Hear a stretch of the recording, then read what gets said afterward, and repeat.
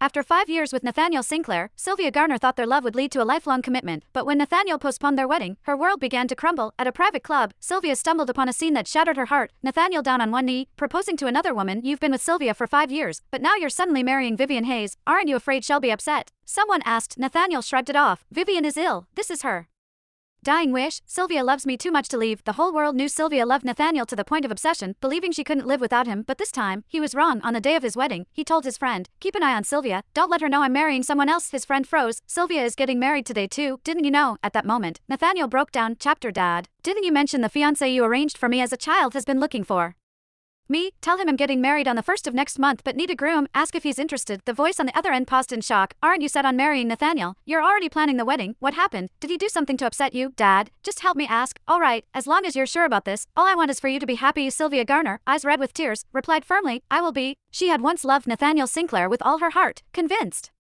he was her destined partner. Their wedding date was set, and she had been overjoyed, counting down the days to becoming his bride. But just now, she received a devastating blow. An hour earlier, Sylvia stood before the mirror in a pristine white wedding gown. Her graceful figure, accentuated by the dress, looked breathtaking. Miss Garner, this custom-made gown designed by Mr. Sinclair is absolutely stunning. You two are going to be so happy together, the shop assistant complimented.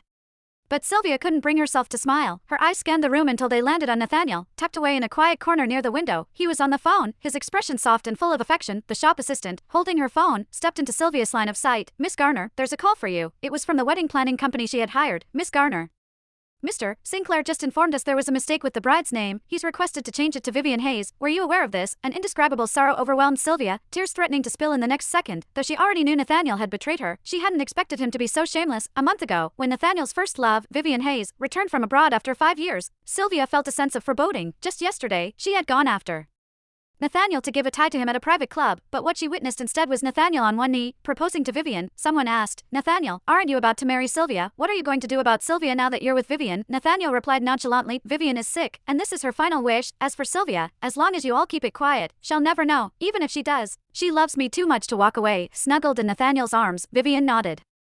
In agreement. I know this puts you in a tough spot, Nathaniel, but I don't have long to live, and this is my final wish. Sylvia is so kind, she'll surely understand. Amid cheers from their friends, the two embraced passionately, while Sylvia, standing outside the door, fled in despair. Hello, Miss Garner, are you still there? Should we proceed with changing the name? There was a time when Sylvia had loved Nathaniel so deeply that she had lost herself completely, believing her existence was impossible without him, but that was all in the past. Yes, change it. Also, book the hall next door for me.